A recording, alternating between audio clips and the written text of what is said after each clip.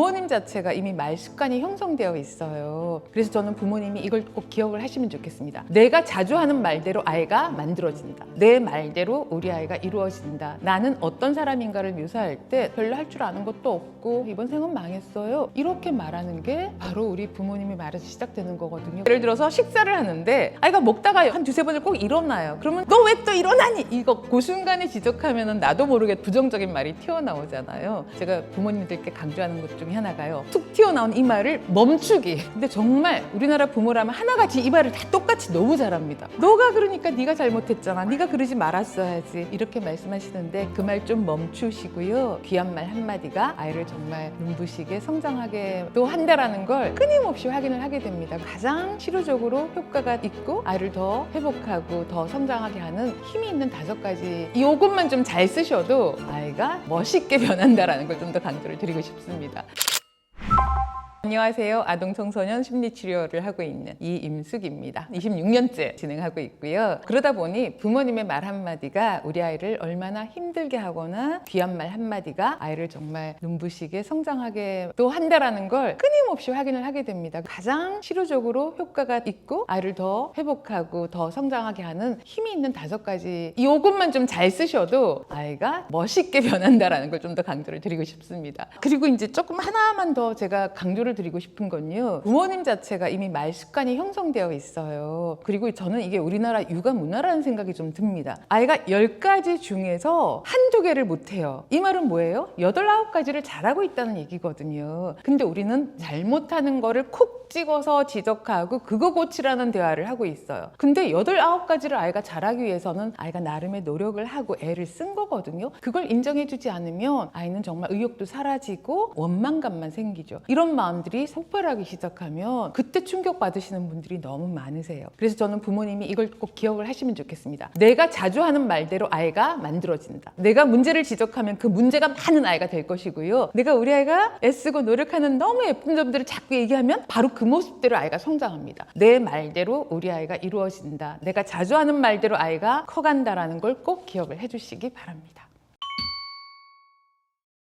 우리 아이가 숙제를 8시에 시작하기로 했어요. 근데 8시가 넘어가도록 안 하고 있어요. 그때 툭 튀어나오는 말이 뭐죠? 넌 왜 약속도 안 지키니? 넌 왜 맨날 이러니? 맨날. 항상 또 도대체 이런 말들이 아이한테 전달되는 게 뭘까요? 나는 정말 한심한 인간이야. 난 뭘 약속도 지키지 못하고 뭘 제대로 해내지도 못하고 나는 시작해봤자 끝도 못 맺고 숙제도 제대로 못하고 또 공부도 못하고 나란 인간은 별로 희망이 없는 인간인가 봐. 이런 굉장히 부정적인 자기 이미지를 갖게 되고요. 이건 결국 사춘기가 되면은 자아 정체감의 형성이라는 발달가압이 주어지는데요. 나는 어떤 사람인가를 묘사할 때 별로 할 줄 아는 것도 없고 이번 생은 망했어요. 이렇게 말하는 게 바로 우리 부모님의 말에서 시작되는 거거든요. 근데 정말 우리나라 부모라면 하나같이 이 말을 다 똑같이 너무 잘합니다. 왜일까요? 부모 자신도 그런 말을 많이 듣고 자랐기 때문이에요. 그래서 내 대해서 내가 부모가 되었을 때 내가 이걸 끊어내지 않으면 또 내 아이도 자라서 나중에 부모가 되었을 때 똑같이 아이를 괴롭히는 말을 많이 하게 된다라는, 그래서 이게 유전은 아니지만 대물림된다라는 표현을 쓰거든요. 그래서 제가 부모님들께 강조하는 것 중에 하나가요. 툭 튀어나온 이 말을 멈추기. 특히 사춘기 이후에는요, 멈추기를 제일 먼저 하라고 해요. 왜? 우리 부모한테 너무 자동화가 되어 있습니다. 이걸 멈추어야만 그 다음에 좋은 언어를 할 수 있다. 기억을 해주시면 좋겠습니다. 정말 아이를 마음을 충분히 읽어주고 아이의 억울함도 없애주고 아이가 그럼 나 어떻게 하지라고 생각해서 좋은 행동을 실행할 수 있는 데까지 쓴 이 5가지 말인데요. 첫 번째는 뭔가 아이가 심리적으로 좀 불안정해지거나 무슨 사건이 있었거나 해서 기분 상태가 좋지 않을 때 항상 마음 읽어주기가 우선입니다. 감정을 읽어주라 그러면요, 어머님들이 또 힘들어하세요, 부모님들이. 왜냐하면 정확한 감정을 파악하기는 또 쉽지 않거든요. 그래서 제가 알려드리는 이 감정 읽기 언어는요, 뭔진 모르지만 힘들어 보여. 힘들었구나. 아유 힘들었겠다 하는 말이에요. 그러니까 뭔지는 몰라요. 학교 다녀온 아이가 표정이 안 좋고 가방을 막 내팽개 치는데 이 아이가 학교에서 무슨 일을 어떻게 겪어서 어떤 감정을 속으로 느끼고 있는지 우리 정확하게 파악 못합니다. 그러니까 부모님 너 왜 그래? 무슨 일 있었어? 빨리 말해. 이렇게 캐묻기를 하는데요. 내 마음 상태가 불편하고 감정의 홍수 상태가 되었을 때는 말이 안 나오죠. 그럴 때 뭔지 모르지만 오늘 되게 힘들었나 보다. 아이고 힘들었어 하고 이렇게 다독다독하고 안아주세요. 그러면 정말 엄마가 아빠가 내 마음을 알아주는 것 같아서 이렇게 차있던 감정이 감정이 쑥 해소되는 효과를 가져옵니다. 감정이 일단 해소가 되어야지 우리가 내가 오늘 무슨 일이 있었다를 이야기를 할 수 있습니다. 꼭 기억해 주세요. 그리고 우리말이 참 좋은 점은 뉘앙스가 다양하잖아요. 좀 힘들어 보이는데 하고 담담히 말해도 괜찮아요. 근데 애 표정이 심각해. 아유 진짜 오늘 힘들었나 보다 하고 뉘앙스만 다르게 해도요 깊은 공감을 느낄 수 있다. 꼭 기억을 해두시고요. 이제 두 번째 전문 용어는요. 선생님한테 혼이 났대. 혹은 친구로부터 비난의 말을 좀 들었어요. 그럼 우리 부모님은 너가 그러니까 네가 잘못했잖아. 네가 그러지 말았어야지. 이렇게 말씀하시는데 그 말 좀 멈추시고요. 수업 시간에 짝꿍이랑 말을 하다가 선생님한테 지적받은 거, 혼난 거는 수업 시간에 짝꿍이랑 얘기한 것도 이유가 있지 않아? 너 규칙 잘 지키는 거 잘 아는 아이인데 왜 짝꿍이랑 말을 할 수밖에 없었어? 하고 이유를 좀 믿어주세요. 이유 없이 아이들 문제 행동하지 않습니다. 물론 아직 자기 조절력, 충동성 조절력이 부족해서 나도 모르게 뒤에 아이를 보고 야 이거 뭐야 하고 이렇게 장난칠 수도 있잖아요. 그러면은 이유가 뭘까요? 너가 아직 하면 안 된다는 건 머리로는 알지만 아직 몸으로는 연습이 좀 안 됐구나. 괜찮아. 그건 연습하면은 충분히 지금 놀고 싶은 마음을 잘 조절할 수 있게 될 거야 라고 얼마든지 따뜻하게 말해줄 수 있습니다. 그래서 우리 아이가 어떤 문제 행동을 해도요. 너가 이런 행동을 한 건 분명히 이유가 있을 거야. 그 이유를 좀 말해줄 수 있겠니? 라는 대화가 꼭 필요합니다. 근데 이제 문제는요. 어떤 분은 이유를 물어봐도 애가 말을 안 해요. 하고 또 막 화를 내세요. 근데 어떻게 물어보셨냐고 물어보면은요. 너 도대체 왜 그랬어? 이게 물어보는 걸까요? 비난하고 혼내는 걸까요? 그래서 제가 이유를 물어보는 말을 왜라고 설명드리지 않아요. 너가 이 행동을 한 건 이유가 있을 거야 라고 이유가 있음을 믿어주는 말로 해야지 왜라는 말로 물어보면 엄마가 나를 못 믿고 비난하고 따지는구나, 혼내는구나 라고 인식할 수밖에 없다. 이걸 좀 기억을 꼭 해주셔서 너가 이 행동을 한 건 이유가 있을 거야. 이유 없이 너가 그랬을 리가 없잖아 라고 해서 그 이유를 꼭 들어봐 주셔야 된다는 거. 그리고 듣고 나면은요. 어떤 아이가 친구를 때렸어요. 요즘은 때리면 절대 안 되죠. 이걸 우리가 수없이 가르칩니다. 근데 우리 아이가 친구를 주먹을 쥐고 때렸다 하면 너는 친구를 때리는 나쁜 아이가 아니라 우리 아이가 어떤 이유로 친구를 때릴 수밖에 없었을까를 누군가는 대화를 해줘야 되죠. 그래서 보통은 그걸 상담실에 와서야 대화를 하게 되거든요. 그 부분이 저는 좀 안타까워요. 아니 물론 때린 건 잘못이에요. 때린 걸 옹호하는 거 절대 아닙니다. 때리는 것에 대한 잘못과 사과는 먼저 다 하는 절차를 하고 난 다음에 공식적인 절차는 다 해야죠. 그 다음에 우리 아이가 또 때리면 안 되는데 이유를 물어보지 않고 때리면 안 돼라고만 말을 하면은요. 아이는 억울함이 있어서 다음에는 분노 조절을 더 못하게 돼요. 그래서 그래 너 되게 힘들었겠다. 왜 이 과정 자체가 힘들거든요. 어떤 이유가 있어서 때렸고 그리고 혼이 나고 또 사과하고 이런 과정 모두가 얼마나 힘들었겠니. 근데 정말 궁금한 건 어떤 이유로 너가 그 친구를 때린 건지 이유를 알고 싶어. 이유 없이 너가 그랬을 리가 없잖아 하면은요. 그 친구가 은근히 남들 보이지 않게 내 옆에 지나갈 때마다 비난하는 놀리는 말을 해요. 돼지. 이렇게 남들한테는 들리지도 않아요. 그리고 지나갈 때마다 어깨를 툭툭 치고 가요. 때린 게 아니잖아요. 이런 식으로 은근한 괴롭힘을 당하다가 어느 날 좀 심하게 당한 날 아이가 폭발한 거예요. 그럼 이유가 있나요 없나요? 은근한 따돌림이나 은근한 괴롭힘을 당하는 경우의 아이는요. 정말 특별한 보살핌이 필요하고 그 아이는 정말 우리 아이가 폭발할 수밖에 없었던 이유를 누군가는 꼭 물어봐 줘야 됩니다. 그래야 억울함이 해소가 되고요. 그래야지 다음번에 혹시 그런 일이 있을 때 더 대처할 힘을 키울 수 있다. 이걸 꼭 기억을 해주시기 바랍니다. 세 번째 전문 용어는요. 제가 긍정적 의도를 알아주라. 그러니까 문제 행동 속에도 긍정적 의도가 있어요. 예를 들어서 아이가 숙제를 베꼈어. 그런데 베끼는 걸 이제 발견하셨을 때 한두 문제만 베껴도 부모님은 이제 용서가 못할 정도로 화가 나시겠지만요. 우리 아이가 10문제를 푸는데 전부 다 베꼈는지 혹은 몇 문제만 베꼈는지도 좀 보셔야 되고요. 베끼기 시작한 게 언제일까도 보셔야 돼요. 이 속에 숨어있는 긍정적 의도는 뭘까요? 우리 아이가 작년까지는 안 베꼈는데 올해 3월 달부터 베꼈어. 그럼 뭐예요? 갑자기 3월 달에 베끼고 싶은 마음이 불쑥 올라왔을까요? 아닙니다. 그 이전에 무수한 기간 동안 아이는 베끼고 싶은 거를 참고 노력했던 거예요. 그걸 인정해 주는 게 바로 아이의 긍정적 의도. 너가 3월 달에 베끼기 시작했지만 그 이전에도 되게 힘들고 어려운 걸 참고 정말 열심히 해냈구나. 그리고 어쩔 수 없어서 이번에 너도 실수를 하게 된 거구나. 근데 그동안 애썼다. 너가 혼자 노력하려고 많이 애썼어. 그렇게 너가 힘든 줄 알았으면 엄마가 숙제의 양을 좀 조절해 주든지 숙제 난이도를 좀 조절해 두든지 아니면 선생님하고 의논을 하든지 이런 대화를 나눌 수 있어야 되는 게 바로 긍정적 의도예요. 그리고 제가 10문제 중에 몇 문제 베꼈나도 좀 살펴보시라고 그랬잖아요. 아이가 자기가 풀 수 있는 건 풀었어. 그리고 10문제 중에 3문제는 문제는 도저히 모르겠어요. 못 풀거나 틀리면 또 혼나잖아요. 그래서 세 문제만 베꼈다? 그럼 또 아이는 어떤 노력을 했어요? 자기가 아는 건 열심히 풀어내려고 노력한 거죠. 내 능력으로 감당 안 되는 것만 베꼈다? 그러면 우리는 베낀 사실보다 야, 너가 아는 건 열심히 풀어내려고 했구나. 그리고 엄마가 미안하네. 너가 어려운 문제가 있을 때 엄마한테 물어보라든지 아니면 어려운 문제가 너무 많은 거 말고, 왜냐면 공부도요, 아이들이 이제 언제 이 어려운 거를 해 나가는가의 비율을 보면은요, 평균적으로 예전엔 7대3, 그러니까 아는 거 70, 모르는 거 30 정도의 비율을 말했는데요. 요즘 아이들의 공부 정서가 굉장히 부정적이고 힘들어요. 왜냐하면 공부 시작할 때부터 스트레스가 많아서 어려운 게 한두 문제만 나와도 스트레스가 급격히 올라갑니다. 그래서 제가 요즘 권유드리는 비율은 아이가 좀 괜찮게 잘하는 정도면 8대2 아니면 9대1. 어떤 아이는요, 10문제 다 맞아야지 하나라도 틀리면 아예 안 해버리는 아이도 있어요. 그 아이는 굉장히 공부 스트레스가 큰 거거든요. 우리 아이가 노력한 부분을 이렇게 찾아주고 우리 아이가 어느 정도를 해낼 수 있는지 조금 더 세심히 들여다보면은 얼마든지 노력하면서 부모님이랑 소통하는 그렇게 멋진 모습으로 자랄 수 있다는 걸 정말 강조를 드리고 싶습니다. 그리고 이제 네 번째 전문 용어는요, 우리 아이가 타고난 강점이 있어요. 기질마다 강점이 있습니다. 이렇게 이제 초등학생 정도가 되면은 자극 추구형이 있고 인내심 기질이 되게 강한 아이도 있어요. 혹은 사회적 민감성, 남들의 감정에 굉장히 공감 잘하고 민감하게 받아들여서 굉장히 배려나 존중을 되게 잘하는 아이도 있거든요. 이런 기질들은 다 강점이에요. 자극 추구가 많은 행동을 우리가 보통 문제로 많이 보거든요. 요거 하다 저거 하다 이거 뭐야 저거 뭐야. 근데 굉장히 호기심이 크고요. 하나하나 모든 것에 대해서 정성을 들여서 관심을 쏟아요. 그냥 이렇게 건성건성하지도 않아요. 이건 뭐예요? 왜 그러는 거예요?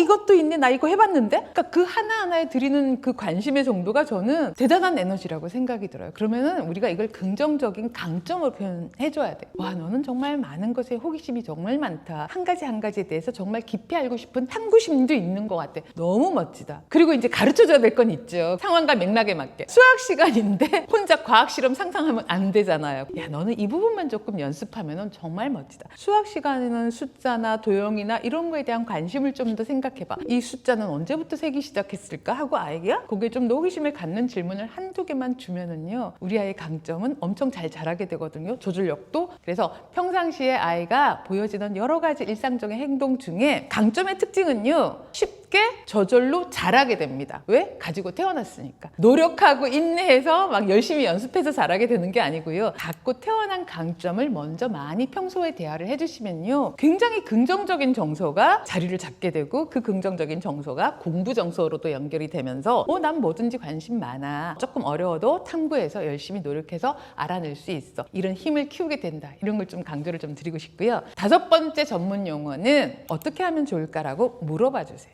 어떻게 하면 좋을까라는 이 질문은요, 굉장히 다양한 곳에서 우리가 다 응용할 수 있어요. 시작하면 30분이면 끝낼 숙제를 미루다가 힘들어져서 한두 시간을 질질 끌잖아요. 그럴 때 너가 저녁 8시 시작하면 8시 30분이면 끝낼 수 있는데 이걸 너무 늦게 시작해서 오래 걸리는 것도 있어. 우리 숙제를 미루지 않고 오래 안 걸리고 좀 쉽게 할 수 있는 방법 어떻게 하면 좋을까? 그쵸? 그냥 아주 숙제는 우리가 해결하기 어려운 과제이기도 합니다. 부모님의 끊임없는 갈등의 소재이니까요. 근데 예를 들어서 식사를 하는데 아이가 먹다가 한 두세 번을 꼭 일어나요. 그러면 너 왜 또 일어나니? 이거 그 순간에 지적하면 나도 모르게 부정적인 말이 튀어나오잖아요. 그 순간에 지적하지 마시고요. 식사하기 전에 혹은 식사를 다 끝낸 그 다음날 엄마가 보니까 너 밥 먹을 때 한 3번은 오늘 일어나더라. 그랬더니 엄마가 보기엔 좀 산만한 것 같기도 하고 식사 시간에 집중이 안 돼서 너무 또 오래 걸리잖아. 너가 식사를 좀 가능하면 안 일어나고 맛있게 먹을 수 있는 방법 우리가 어떻게 하면 좋을까? 이렇게 하면 아이가 생각하기 시작합니다. 그러니까 내가 잘못한 그 순간 얘기하면 비난으로 들려서 아이가 반항이 올라오지만 그 순간이 아니라 그냥 좀 편안한 시간에 엄마 한 가지 고민이 있는데 너가 밥 먹다가 여러 번 일어나서 엄마가 좀 고민이거든. 우리 이거 어떻게 하면 좋을까? 이러면은 살짝 경계심은 생기죠. 왜? 나의 문제 행동을 지적한 거니까. 하지만 지금 당장의 문제가 아니라 아이도 조금 더 객관적으로 생각하면서 엄마 내가 일어나는 게 왜 싫어? 이렇게 생각하고 질문하기 시작해요. 원래 식사 예절은 가만히 앉아서 식사를 시작하면 끝까지 앉아서 하는 거야. 그러니까 끝날 때까지 일어나지 않는 게 식사 예절인데 너가 아직 잘 연습은 안 됐어. 그래서 엄마가 좀 고민이야. 이걸 어떻게 하면 좋을까? 어떻게 하면 너가 이걸 잘 지키도록 엄마도 도와줄까? 너는 어떻게 하면 좋겠니? 이게 대화잖아요. 이거에 저거에 왜 안 했니? 이건 대화 아닙니다. 그냥 지시하고 명령하고 혼내는 거예요. 대화란 서로의 생각을 나누는 게 대화잖아요. 이렇게 어떻게 하면 좋을까라는 이 질문을 통해서 진짜 대화를 한번 해보세요. 이 대화가 훌륭한 이유는요, 우리 아이가 이런 생각을 하는 아이였어? 하고 아이에 대해서 감탄하게 됩니다. 그래서 제가 정말 아동 청소년 상담하면서 어떤 분이 이런 질문을 주세요. 선생님은 슬럼프가 없으셨어요? 근데 제가 아이들 상담하고 나서는 슬럼프 없었거든요. 근데 그 이유를 생각해보면 정말 문제가 이미 많이 드러난 아이들을 만나잖아요. 과연 이런 아이도 나아질 수가 있나요? 나아집니다. 왜? 제가 이렇게 5가지 전문 용어를 조금 더 심리적인 기법을 응용해서 쓰면은요, 그 아이 속에 있는 빛나는 보석을 저는 볼 수가 있거든요. 그리고 그게 드러나서 빛나게 만들어주잖아요. 그 기쁨과 보람이 너무 크기 때문에, 그리고 이걸 부모님들 그리고 아이를 만나는 모든 선생님들이나 주변 분들이 이 기쁨을 좀 느껴보셨으면 좋겠습니다.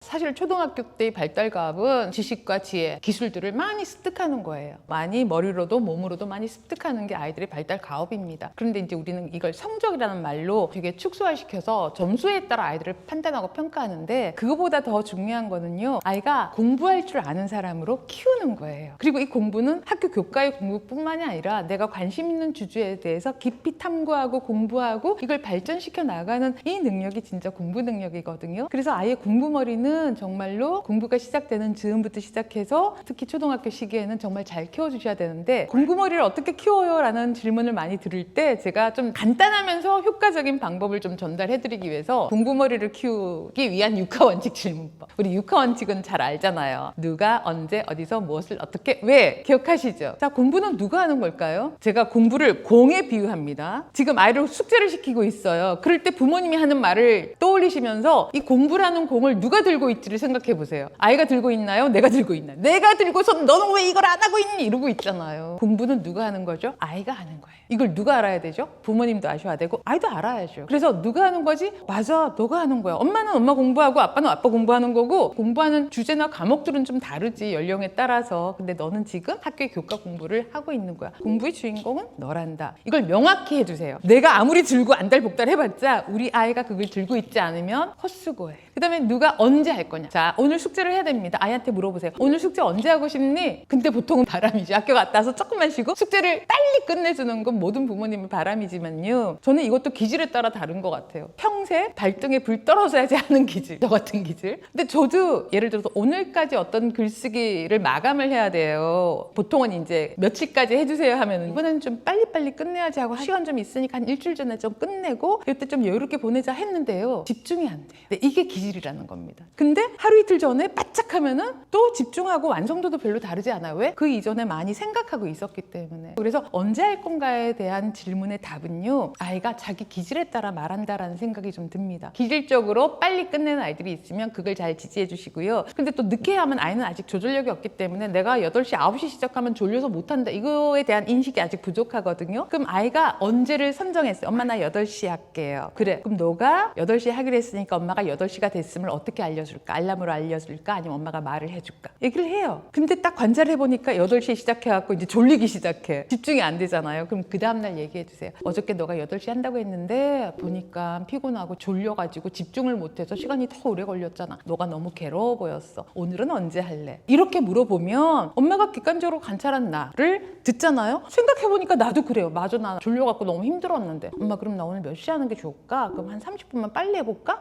그래, 그것도 좋은 방법이다. 그쵸? 그래서 언제라는 질문에 한 번 묻고 정답을 찾아내는 건 어렵습니다. 초등학교 내내 그걸 찾아가는 과정이에요. 그래서 스스로 공부해야만 하는 청소년기에 접어들 때쯤 되면 아이가 자기 스타일을 충분히 알 수 있게 하는 게 또 이 육하원칙의 질문들이에요. 자, 그 다음 누가 언제 어디서 할 것이냐. 자, 어디서 하면 좋겠어요? 이것도 기질에 따라 다릅니다. 엄마 난 그냥 혼자서 집중해서 방 안에서 할게요 하는 아이가 있고요, 엄마랑 여기 식탁에서 같이 앉아서 하면 안 돼요? 이게 기질에 따라 달라요. 조금 관계지향적인 아이는요, 엄마가 앉아있으면 잘하고 애가 잘하는 것 같아서 너 그럼 끝내, 엄마 설거지 좀 하고 올게 하면은 돌아오면 그대로 거기에 멈춰 있어요. 이게 왜 이렇지가 아니라 우리 아이는 기질적으로 누군가와 함께 하는 걸 좋아하는 아이. 그럼 이제 부모님은 그 다음 게 고민이에요. 그럼 얘는 평생 이렇게 엄마가 옆에 앉아서 공부를 시켜야 되는 거예요? 아닙니다. 사람이 중요한 거라고 그랬죠. 그래서 조금 팁을 드리자면 숙제 같이 하는 친구 한 명을 불러주세요. 여러 명 하면 안 돼요. 집중 안 돼요. 아이가 스스로 구할 수 있는 능력을 키울 때까지는 부모님 커뮤니티 많으시잖아요. 오늘 오늘 4시에 우리 아이랑 숙제할 친구 혹시 있나요? 하면은 우리 아이도 너무 좋아하죠. 장계지향적인 아이니까. 그래서 한 명만 불러서 해보세요. 정말 둘이 떠드는 것 같지만 숙제 거뜬히 해냅니다. 이런 방식으로 하면 좋겠고요. 자, 누가 언제 어디서 무엇을 할 것이냐. 그럼 너 오늘 4시에 너가 숙제를 하기로 했는데 엄마 몇 분 정도 앉아있어 줄까? 이런 것도 미리 얘기해도 됩니다. 그 다음에 무슨 숙제를 할 거야? 하면 이제 아이가 생각하겠죠. 엄마 나 오늘 수학이랑 영어 숙제가 있는데 어려운 거 먼저 하면 나는 마음이 편하니까 수학 먼저 하고 영어 단어는 이번에는 5개만 외우면 되니까 영어 단어를 나중에 외울게요. 이런 걸 하잖아요. 그야말로 주도적으로 공부를 하기 시작하죠. 그 다음에 누가 언제 어디서 무엇을 어떻게 할 것이냐 왜 할 것이냐가 남았잖아요. 그럼 어떤 방식으로 할래가 아까 뭐 엄마랑 같이 할래요? 아니면은 엄마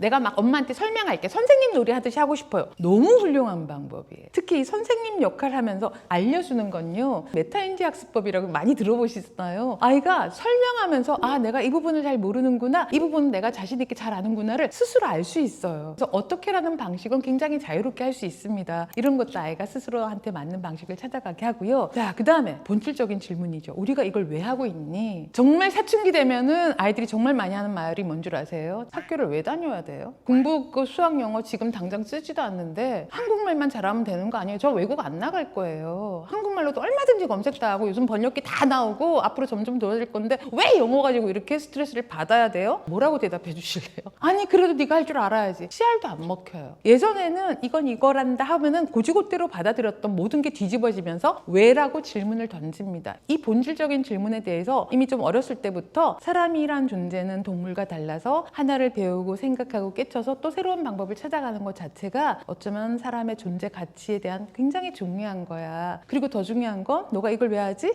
너가 새로운 걸 알았을 때 너 기분이 어땠어? 되게 뿌듯했지. 되게 신기했지. 그리고 또 좀 더 알고 싶은 욕구가 생겼지. 이렇게 우리가 뭔가를 배운다는 건 정말로 행복한 이유이기도 하고 또 내가 그런 과정을 통해서 나의 다양한 능력들이 발전되어 가는 거. 이게 정말 우리가 가치 있게 사는 거 아닐까? 라고 해서 이런 본질적인 우리가 왜 공부를 하는가에 대한 본질적인 이야기를 평소에 좀 철학적으로 나눠주시는 거 너무 중요합니다. 왜긴 그래야지 너가 나중에 좋은 대학 가고 좋은 직업 가져서 네가 잘 살 수 있잖아. 다 널 위해서 하는 거야. 소용없습니다. 이렇게 육하원칙 공부머리 질문법으로 조금만 도와주셔도요. 자기 주도적 학습자로 키울 수 있는 굉장히 좋은 대화법이라는 걸 꼭 기억해 주시기 바랍니다. 우리가 하루 대화를 어떻게 하는가에 따라 우리 아이의 인생을 결국 만들어요. 하루하루를 어떻게 사는가. 아이가 깨어났을 때 아침에 좀 기분 좋게 깨면 하루가 기분 좋잖아요. 그래서 깨우는 말부터 전 좀 강조를 드려요. 일어나, 늦었어, 빨리 일어나. 물론 이제 처음부터 막 세게 말씀은 안 하시겠죠. 근데 일어나 하면 안 들리니까 아 일어나라고 이렇게 되잖아요. 근데 일어나라는 게 사실은 명령어이고 아직 잠이 안 깬 아이한테는 정말 듣기 싫은 소리잖아요. 그래서 조금 다르게 바꾸어 보세요. 아유 그치 일어나기 힘들지. 잘 잤어? 좋은 꿈 꿨어? 5분 더 잘 수 있어? 하고 부드럽게 말해줘 보세요. 그럼 그 5분이 얼마나 중요하고 달콤한 5분이에요. 제가 왜 5분을 말씀드리냐면요. 애 깨우는데 5분, 10분 넘어갑니다. 근데 5분, 10분 동안 계속 스트레스를 줄 것이냐? 5분, 10분 동안 기분 좋게 서서히 잠을 깨게 할 것이냐의 관점 차이예요. 그래서 5분 더 잘 수 있어 하고서는 2, 3분 후에 또 이제 마사지도 하고 쓰담쓰담 좀 해주면서 그치 일어나기 힘들지 하면은요. 기분이 좋으면 더 잘 깨는 거 아세요? 정말이에요. 아니 엄마 나 일어났어요. 알았어 일어날게. 이렇게 애도 부드럽게 말해요. 그리고 이제 조금 더 이제 팁을 드린다면은 아이가 좋아하는 음악을 틀어주세요. 그리고 유아나 초등학생들은요 그림책 읽어주세요. 아이가 좋아하는 그림책 5분 안 걸리잖아요. 정말 이야기가 아이의 잠을 제일 잘 깨워요. 신기해요. 이야기 읽으면 더 잘 잠드는 거 아니에요. 우리 몸이 깨는 시간이잖아요. 잠드는 시간에는 읽어주면 잠이 들고요. 깨는 시간에 읽어주면 깹니다. 한번 실험해보세요. 정말 재밌습니다. 그리고 계속 눈 감고 있는데 계속 자는 것 같다고 느껴지시면요. 읽다가 멈춰보세요. 그러면 엄마 왜 안 읽어? 이렇게 얘기해요. 듣고 있구나 하고 끝까지 읽어주세요. 주세요. 정말 3분 5분이면 한 권 다 읽잖아요. 이렇게 하루를 기분 좋게 시작하는 엄마의 말, 아빠의 말이 정말 중요하고요. 자, 그다음 이제 오후 시간에 학교하고 나면은 뭐가 중요해요? 숙제 시키잖아요. 근데 이제 숙제가 어려운 아이를 이렇게 질문해 주세요. 너 왜 이렇게 또 오래 끌고 있니? 왜 집중 못해? 이거 아니고요. 너 숙제하기 좀 어렵지. 자, 어떤 점이 어려워? 야, 우리 이거 어떻게 하면 쉽게 할 수 있을까? 질문을 바꾸면 생각을 다르게 하기 시작해요. 우리가 질문을 최고의 대화법 중 하나라고 얘기하잖아요. 근데 왜냐면은 질문 딱 하면요. 바로 그 생각이 들기 시작해요. 우리 뇌가. 예를 들어서 오늘 점심 식사 뭐 하실 거예요? 지금 하나도 생각 안 하고 있다가 갑자기 점심이란 키워드가 생각이 가잖아요. 똑같아요. 어려워 죽겠어 하다가 야 이거 어떻게 하면 쉽게 할 수 있을까? 어떻게 하면 쉽게 할 수 있을지? 하고 아이들이 생각해요. 저는 정말 상담하다가 이거 많이 보고 숙제 때문에 맨날 엄마랑 싸우고 혼나고 너무 힘들잖아. 근데 그 숙제 어떻게 하면 좀 쉽게 할 수 있을까?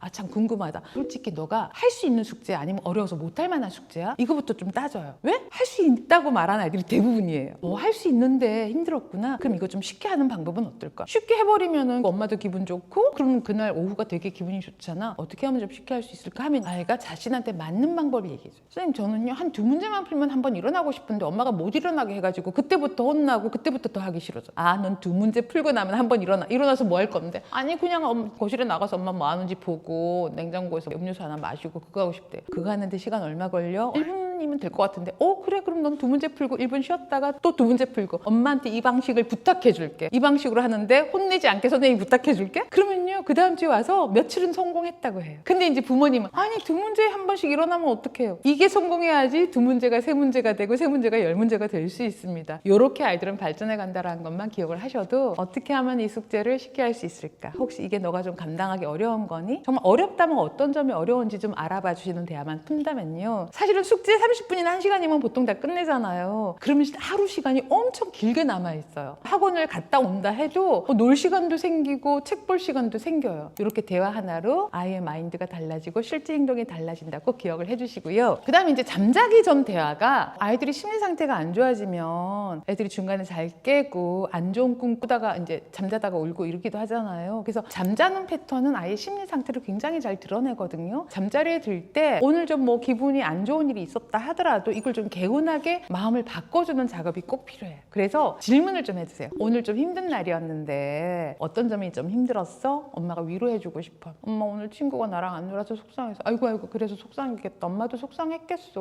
어떡하지? 아이고 엄마가 위로해줄게. 문제 해결해 주려고 하지 마세요. 그럼 네가 내일 가가지고 다른 애랑 놀면 안 될까? 이거 하면요 짜증만 나요. 이런 건 솔직히 부모님이 크게 개입 안 해도요. 그냥 애들이랑 어울리다 보면 어느 날 싸웠다가 저절로 화해했다가 또 어울리다 놀다 보면 또 풀어지고 이렇게 자연 발생적으로 사회성이 발달하는 게 지금은 다 막혀 있어요. 왜? 너무 어른들의 지나친 개입으로. 그리고 걔가 너 따돌리는 거 아니야? 또 따돌림 사건으로 생각하시는데 대부분의 사건은 꼭 그렇지는 않습니다. 그래서 그냥 위로하고 공감해주는 단계에서 좀 멈춰주시고요. 힘든 것만 얘기하시면 안 돼요. 왜냐면 힘든 것만 얘기하면 힘든 기억들이 더 오래 남아있어요. 원래 인간은 우리를 보호하기 위해서 부정적이고 불편한 것, 불안한 것을 더 잘 기억을 하거든요. 그래서 그 기억을 조금 상쇄시켜주기 위해서도 그렇게 힘든 일도 있었지만 오늘 좀 기분 좋고 좀 재밌었던 건 어떤 거야? 자, 재밌었던 것부터 한 가지 얘기해보자. 오늘 너가 잘한 점은 뭐야? 재밌었던 것, 잘한 건 얘기하면요. 엄마가 또 막 맞장구 쳐주고 야 정말이야 맞아 숙제가 힘들었지만 내가 끝까지 했잖아. 너무 훌륭했어 하고 다독다독 해주시면요. 힘든 감정은 싹